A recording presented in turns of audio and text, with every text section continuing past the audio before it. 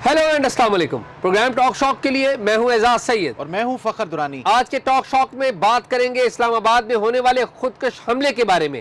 इस हमले के पीछे कौन था, इस हमले का फायदा किसको हुआ और सबसे अहम ये कि इसका टारगेट एक्चुअली कौन है। आइए इस पे बात करते हैं।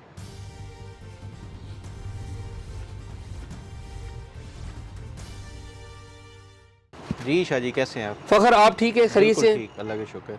फखर शाह जी, बड़ा ही अफसोसनाक इस्लामाबाद में वाक़या हुआ जिसमें 31 से ज़ायद जो है वो शहीद हो गए हैं और 80 से ज़्यादा जो है वो जो सरकारी जो आदाद व शुमार सामने आ रहे थे कि वो ज़ख्मी हैं। 85 जख्मी है जो अभी तक कागज़ के ऊपर आए हैं, जो माइनर जख्मी है वो अगर मिलाएं तो 100 से ज़्यादा हो जाता है। अच्छा, तो मुझे ये बताएं कि आप ये बात कर रहे थे कि इसमें फ़ायदा किसको होगा, ये फ़ायदे का पता चल जाए तो उससे असल जो मुहर्रिकात हैं और पीछे जो इसके लोग इन्वॉल्व हैं वो पता चल जाएगा। मुझे ये पहले तो ये बताएं कि ये हुआ कैसे हमला और क्या तरीक़ाकार अपनाया गया? फ़खर मेरे पास हमले के ऐनी शाहिदीन की वीडियो मौजूद है। ऐनी शाहिदीन ने बताया हमें कि ये आज जुम्मे का दिन था। जुम्मे के दिन ये वाक़या हुआ है और ये वाक़या हुआ है एक इमाम बारगाह में, मस्जिद में हुआ है। जुम्मे के दिन मसाजिद में आपको पता है नमाजियों की तादाद बड़ी ज़्यादा होती है। ये तरलाई का इलाका है, आपको पता है मेरा घर भी उसी तरफ था। इस ये इलाका रूरल एरिया इस्लामाबाद का जाना जाता है। तो इस इलाके में ये जो इमाम बारगाह है वो खतीजातुल कुबरा मस्जिद के नाम से जानी जाती है, जहाँ पर लोगों की एक बड़ी तादाद आती है। दिन को जब ये नमाज का आगाज़ हुआ तो नमाज के आगाज़ के बाद पहला रुकू हुआ। जो ही रुकू पहला हो गया तो उसके फौरी बाद जो नमाजी हैं उनको फायरिंग की आवाज़ आई। मस्जिद के अंदर 2 मंजिला ये मस्जिद है, 400 से ज़ायद नमाजी मौजूद थे। 400 से ज़ायद नमाजी मौजूद थे। तो पहले फायरिंग होती है और फायरिंग के हवाले से मैं आपको बता दूं कि हमें जो पता चला है कि मीसम नाम का एक नौजवान था जो कि मस्जिद की सिक्योरिटी के ऊपर मौजूद था अपने साथियों के साथ। उसने रेजिस्टेंस की मगर उसको इस खुदकुश हमलावर ने फायर किया। उसको 2 गोलियां लगी हैं। अभी ज़िंदगी और मौत की कश्मकश में है। खुदा उस नौजवान को और उसके साथियों को खैरियत से रखे, उनकी ज़िंदगी उनको मिले। तो इस नौजवान ने रेजिस्ट किया और फिर जब इसको 2 गोलियां लगी, ये नीचे गिर गया और इसके साथी भी नीचे गिरे। तो ये भागता हुआ जो खुदकुश हमलावर है ये अंदर आया और अंदर आके इसने फिर फायर की और फिर खुद को धमाके से उड़ा लिया। जो इस मस्जिद की जो पीछे की जो 3 सफ़े हैं, तकरीबन 10 के करीब सफ़े थी, जो पिछली जो 3 सफ़े हैं फ़खर सबसे ज़्यादा नुकसान उन 3 सफ़ों के नमाजियों को हुआ।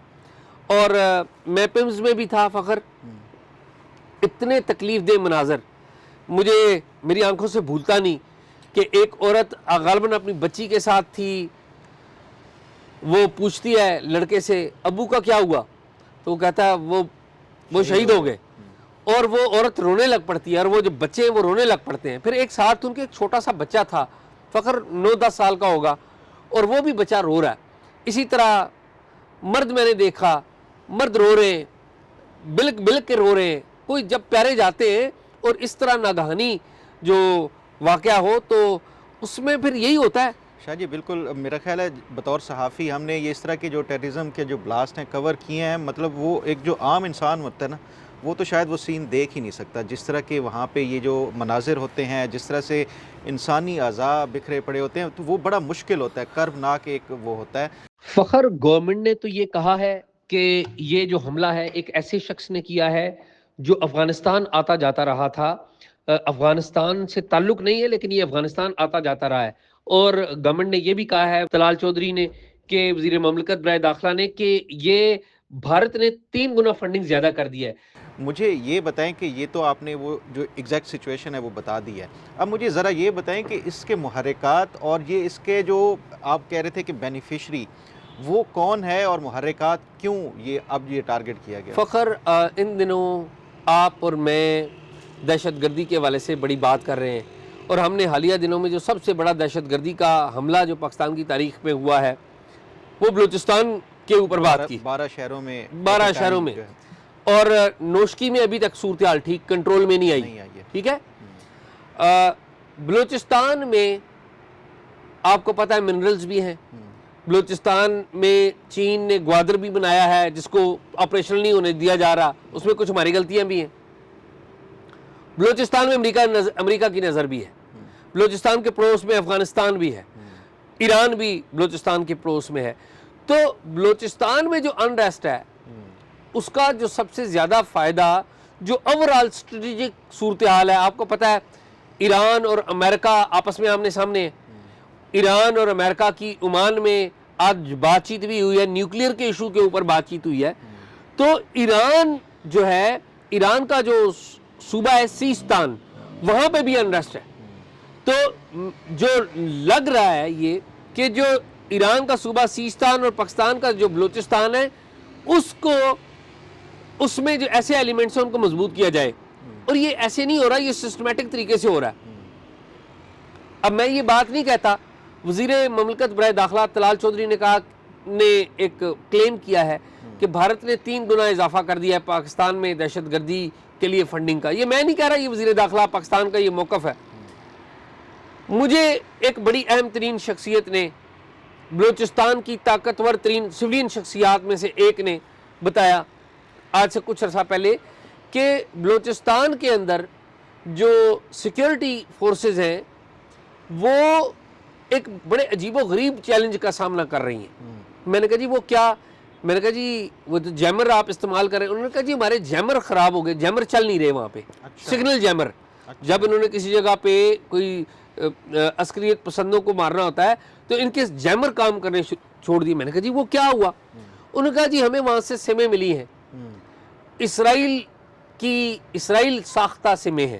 اب یہ میں نہیں کہہ رہا کہ اسرائیل آ گیا ادھر، بالکل میں ہوائی گڈی نہیں اڑا رہا، نہ میں یہ ان پہ الزام دے رہا ہوں، لیکن یہ الفاظ کوٹ ان کوٹ ہے اسرائیل میڈ، اسرائیل ساختہ سمیں ہیں جو پاکستان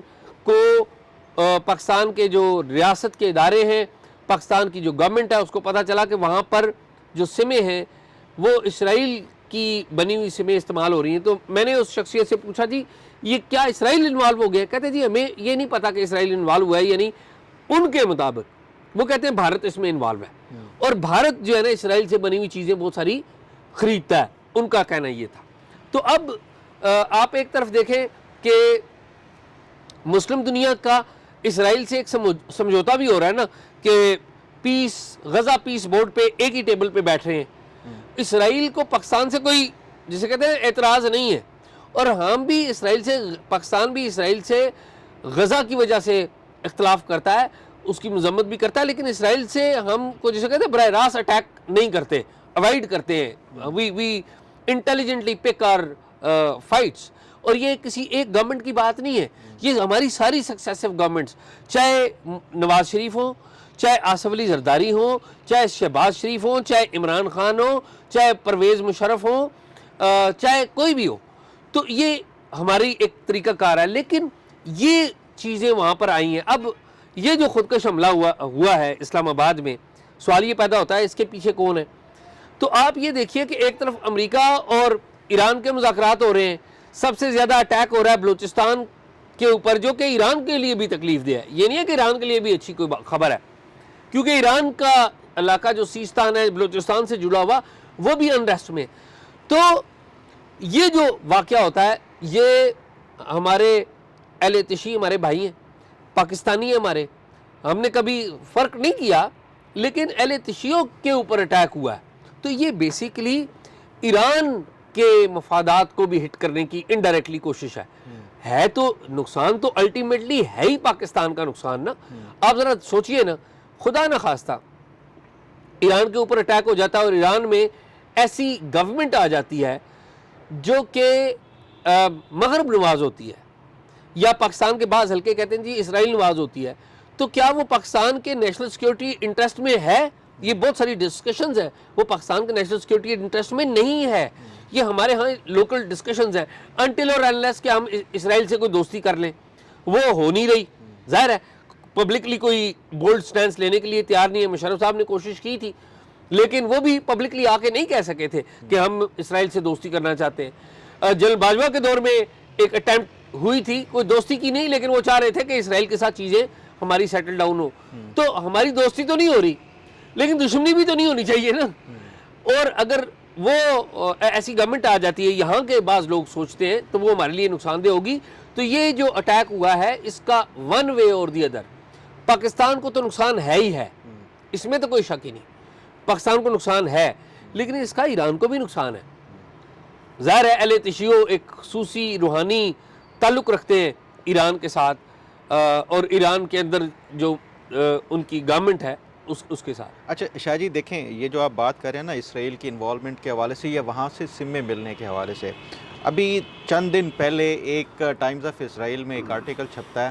اس آرٹیکل کے جو آتھر ہے نا اس کا نام ہے جوس الواریز. ٹھیک, جوس الواریز کا نیچے جو آرٹیکل لکھتے ہیں نا تو اس کا تعارف بھی لکھا ہوتا ہے. وہ جو جوس الواریز ہیں وہ ان کی کوئی 3 مختلف جو ہیں وہ ماسٹرز ڈگریز ہیں ان کے پاس, اور ساری یہ سیکیورٹی انٹیلیجنس اور یہ انسرجنسی اور اس کے حوالے سے ریلیٹڈ ہیں. ان کا جو پروفیشنل بیک گراؤنڈ ہے نا جوس الواریز کا, وہ اسرائیل کی جو آئی ڈی ایف کی ایک یونٹ ہے, گھوسٹ یونٹ اسے کہتے ہیں, اس سے تعلق ہے. اب پھر میں نے ذرا گھوسٹ یونٹ کا ذرا وہ دیکھا کہ وہ کیا ہوتی ہے. اس کو اسرائیلی اپنی جو ان کی آرمی کی اس میں ٹرمینالوجی میں نا اس کو کہتے ہیں یونٹ 888. وہ جو یونٹ ہے نا وہ فیوچرسٹک جو ہے وہ اس طرح کی ہائبریڈ وارفیئر کے حوالے سے اس کے اوپر کام کرتے ہیں. فیوچر میں کیسے اسرائیل نے جو ہے یہ مختلف ایریاز کے اوپر جو جنگ اگر لڑنی ہے تو اس کے لیے پہلے سے اس کی منصوبہ بندی اور حکمت عملی, جس طرح امریکہ کی ڈیلٹا فورس ہے یا نیوی سیلز ہے, یہ اس سے کہیں زیادہ سپیریئر ہے. مطلب وہاں پہ وہ تو صرف گراؤنڈ پہ جا کے وہ کرتے ہیں, کمبیٹ کرتے ہیں, یہ اس سے کہیں زیادہ بڑھ کے ان کا وہ کام ہوتا ہے. تو جوس الواریز نے آرٹیکل لکھا ہے کہ بلوچستان جو ہے اس کو کیسے اسرائیل اپنے مقاصد کے لیے استعمال کر سکتا ہے, اور کیسے جس طرح وہ کہتے ہیں کہ اسٹریٹیجکلی یا جو سیکیورٹی کے پوائنٹ آف ویو سے بلوچستان جو ہے وہ ایک فٹ نوٹ نہیں ہے. فٹ نوٹ مطلب یہ ہوتا ہے کہ آپ نے اس سے کوئی تھوڑا سا کوئی ایکسرپٹ لیا, کوئی اس سے کوئی تھوڑا سا جو ہے وہ لیا اور وہ اس کا آپ نے نیچے ریفرنس دے دیا. وہ کہتے ہیں نہیں, بلوچستان جو ہے وہ it's a window for Israel to occupy یا ٹو کیپچر ایران, یا وہاں پہ رجیم چینج کرنا, یا جو بھی ان کے اسٹریٹیجک جو مقاصد ہیں اس کے لیے. تو وہاں پہ وہ کہتے ہیں کہ جو اسرائیل نے ہسٹوریکلی ہمیشہ سے اس کی ایک پالیسی ہے, اسے کہتے ہیں پیریفری ڈاکٹرین کے نام سے, کہ جس ایڈورسری کے ساتھ یا جس ملک کے ساتھ ان کی کوئی تعلقات خراب ہیں اس ملک کے اندر انہوں نے اس کے نظام میں حالات خراب کرنے اور وہاں پہ ایکسپلائٹ کر کے چیزوں کو وہاں سے اپنے جو مقاصد ہیں حاصل کرنے ہیں. تو اس پہ انہوں نے لکھا ہے کہ بلوچستان کو کیسے ہم کیپٹلائز کر سکتے ہیں. وہاں پہ آلریڈی جو ہے وہ لوگ مزاحمت کر رہے ہیں, وہاں پہ آلریڈی جو لوگ ہیں انہوں نے ہتھیار اٹھائے ہوئے. ایک چیز اور وہ کہتے ہیں ہمارے لیے پازیٹیو یہ ہے کہ وہ اسلامک موومنٹ نہیں ہے. جو بی ایل اے ہے یا جو بلوچ انسرجنٹس ہیں وہ سیکولر ہیں, وہ ان کی جو آئیڈیالوجی ہے وہ اسلام کی بنیاد کے اوپر نہیں ہے, وہ سیکولرزم کی بنیاد کے اوپر ہے. تو ہمارے لیے یہ ایک اور پلس پوائنٹ ہے. تو اس کے اوپر یہ آلریڈی یہ جو فیوچرسٹک جو اسرائیل کے حوالے سے وہ اگر یہ چل رہی ہیں باتیں, اور اتنی امپورٹنٹ کسی اس سے بیک گراؤنڈ والا شخص وہ کہہ رہا ہے, تو اس کا مطلب ہے اگر یہ حکومت یہ اس حوالے سے بات کر رہی ہے یا جو اہم شخصیت کا آپ وہ کر رہے ہیں, تو میرا خیال ہے کہ یہ آلریڈی یہ چیزیں کچھ گراؤنڈ کے اوپر ہیں, کچھ جو ہے یہ سامنے اس طرح آ رہے ہیں. تو بڑی میرا خیال ہے کہ یہ بلوچستان کی صورتحال کو دیکھتے ہوئے اس پہ زیادہ سنجیدگی سے غور کرنے کی ضرورت ہے. میرے خیال میں بہت ہی تکلیف دہ صورتحال ہے. اور اسرائیل کے حوالے سے جو بات آپ نے اس آرٹیکل کی بھی کہی, اور جو میں نے آپ کو بلوچستان کی ایک اہم طاقتور شخصیت کے حوالے سے اگزامپل دیا, فخر اس میں پاکستان جیسے ملک کے لیے انٹیلیجنٹلی چیزوں سے نکلنا زیادہ اہم ہے. کیا ہم امریکہ سے لڑائی لڑ سکتے ہیں؟ آنسر از نو. کیا ہم اسرائیل سے لڑائی لڑنا افورڈ کر سکتے ہیں جو ہمارے ڈومیسٹک حالات ہیں؟ آنسر از نو.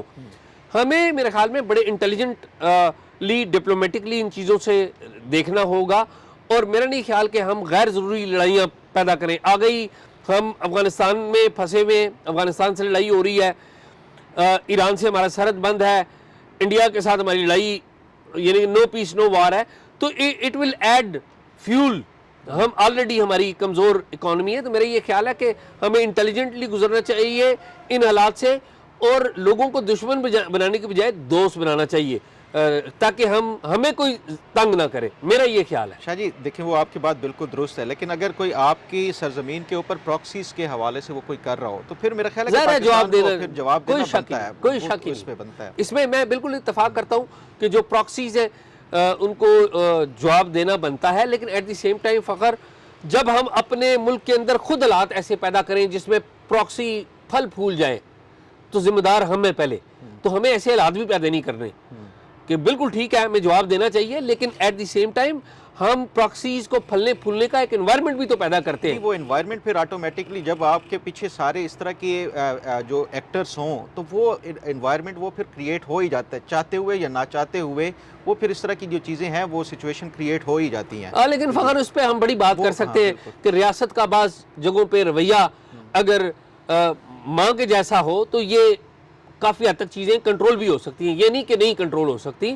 ہاں جہاں پر لڑنے کی ضرورت ہے وہاں پر لڑیں، جہاں پر گلے لگانے اور پیار کرنے کی ضرورت ہے، جہاں پر غلطیاں آپ نے کی ہیں وہاں پہ معافی مانگنے کی بھی ضرورت ہے. تو میرے خیال میں یہی ہے فخر. ناظرین پروگرام آپ نے دیکھا، پروگرام کے بارے میں رائے آپ اپنی ضرور دیجیے گا، اور اگر کوئی معلومات ہو تو talkshock777@gmail.com پہ ضرور شیئر کیجیے. اللہ حافظ.